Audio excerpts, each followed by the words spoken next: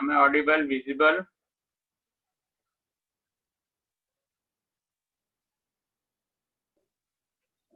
Yes, sir. So Pratiksha, have you understood why the head is not mentioned? पेशंटला सांगू द्या, patient काही सांगेल ना. He is patient is not doctor. वो तो एक Yes, sir. पुअर बेचारा बेसहारा सर कर रहा हुआ पेशंट. बट आपण डायग्नोज करायच्या पहिलेच लोकेशन सेन्सेशन लिहितो ना. डायग्नोज तर आपण नंतर करतो पेशंटला काय झालंय. पेशंट आल्यावर आपल्याला चीफ कंप्लेंट सांगतो आपण तेव्हाच लोकेशन सेन्सेशन लिहितो ना. बरोबर आहे. मग आता आपल्याला सिम्पटम्स आल्यावर आपण डायग्नोज करतो की हा सायनोसायटिस झालाय करून. मग आपण पहिलेच कसं काय लिहिणार लोकेशन मध्ये फक्त नोज आणि पॅरानेझल सायनसेस. त्यावेळेस कदाचित आपण चुकीचं लिहू ना. अगदी हा पेशंट आला, त्या पेशंट हिस्ट्री आपण लिहू एक. तो म्हणेल डॉक्टर साहेब माझं डोकं दुखतंय. ओके, आपण काय करणार, लिहिलं लोकेशन, हेड लिहिलं आणि सेन्सेशन मध्ये लिहिलं पेन. बरोबर. चेकिंग पूर्ण झाली आता सगळे. बरोबर ना. Now we are in the phase of analysis. Pratiksha, so in this phase of analysis, we can revise our understanding of location, sensation, modality after diagnosis. नाही, मला असं वाटलं तुम्ही आपण केस लिहिताना जेव्हा लिहितो ना तेव्हाच असं लिहायचं असं सांगताय. नाही, केस लिहिताना सुद्धा लिहितो आपण, बरोबर आहे. पण केस लिहिताना जसं जसं पेशंट सांगेल तसं आपण लिहित जातो, बरोबर ना. As patient tells, we just write down. But now we are not in the phase of case taking. We are in the phase of analysis. This phase of analysis is after diagnosis. After taking complete history, complete examination, then we are in the phase of analysis now. Where we already diagnosed the case. And that is the importance of diagnosis in the analysis of symptoms. Is it clear, your doubts? Yes, sir. Vaibhavi, Priyanka, and all others who are listening to discussion, any difficulty? Why we have not included the head and the location?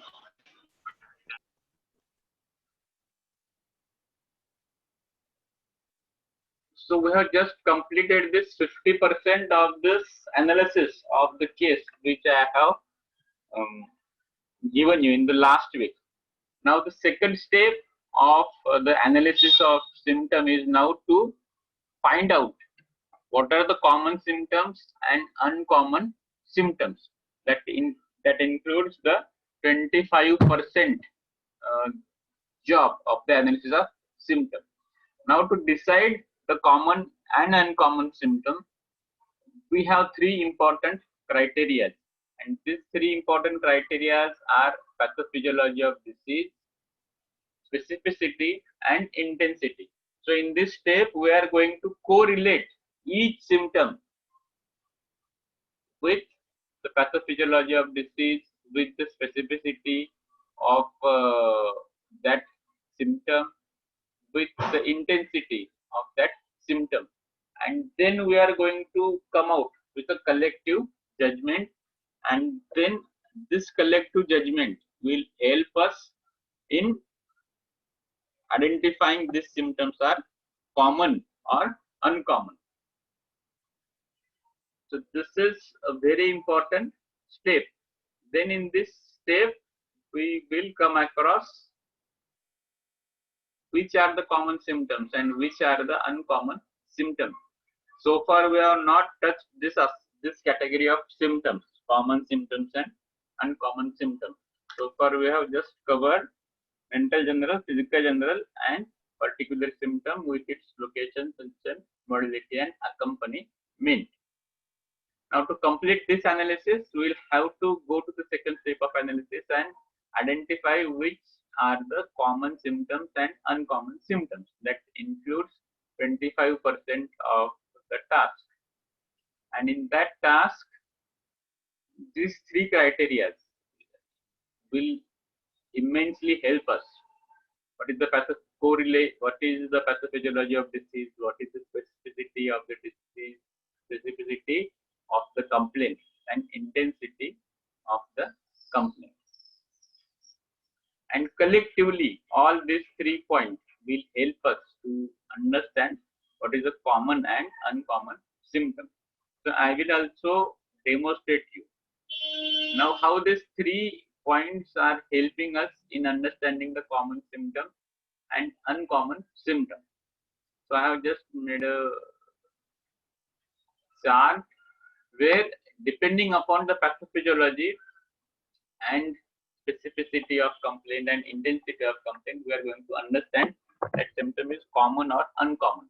So after the first step, we have a list of symptoms, list of mental general, list of physical general, and list of particular symptom, and we are going to correlate each of the symptom with respect to these 3 points, and we are going to ask few questions whether the symptoms, whether the mental general, whether the physical general, whether the particular symptom is the occurrence of that symptom is explained on the basis of pathophysiology of the disease. And if the occurrence is explained on the basis of pathophysiology, that symptom will be common. If the occurrence is not explained by the pathophysiology, that symptom will be uncommon. Then, if there is any specific in this symptom, specific means what? Specific यानी कि कुछ खास बात. And how we come to know about this खास बात or the specific things means certain speciality of this symptom. If that symptom has any speciality, if it has, yes, then it is uncommon symptom. If it has no specificity, it is common symptom. Then the intensity. Now here we are just individually thinking of each point. If the intensity is present, the symptom is likely to be uncommon symptom. If the intensity is absent, the symptom is likely to be common. And remember, these are the 3 points, how these 3 points individually help us in identifying this symptom is common or uncommon. But for the final judgment or for the final collective judgment, these 3 points will be taken in consideration in together. They will not be considered as a separate.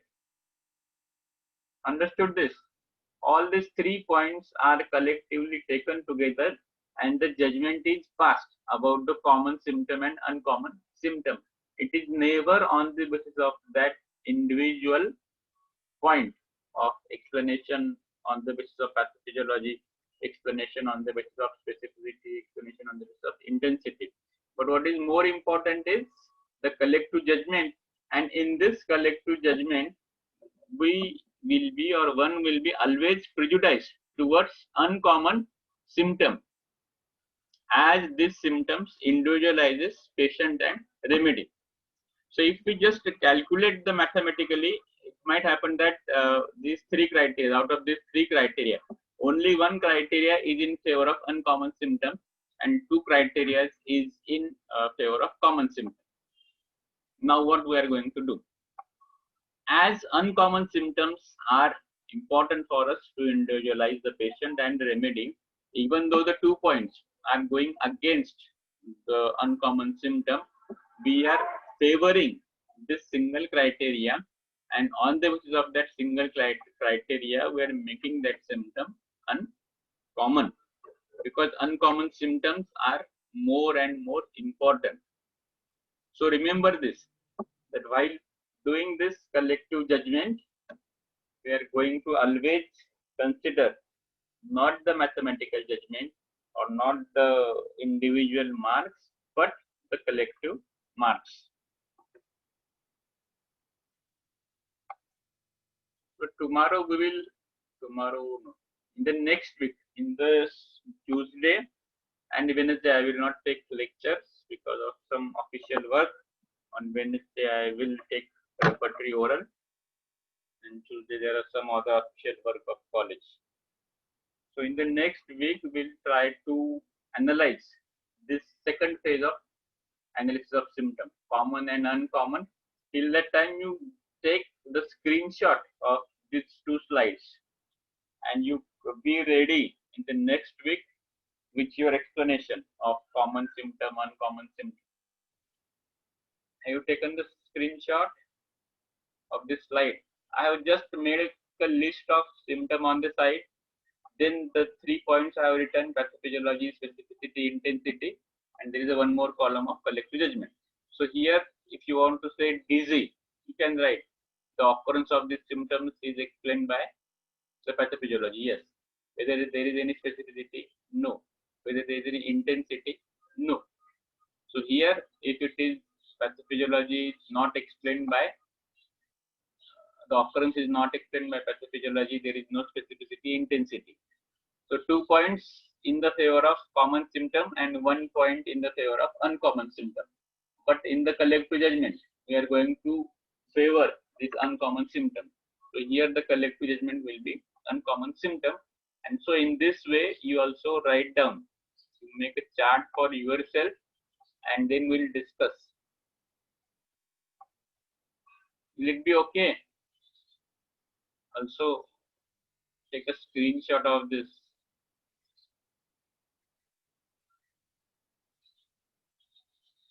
It's like a screenshot.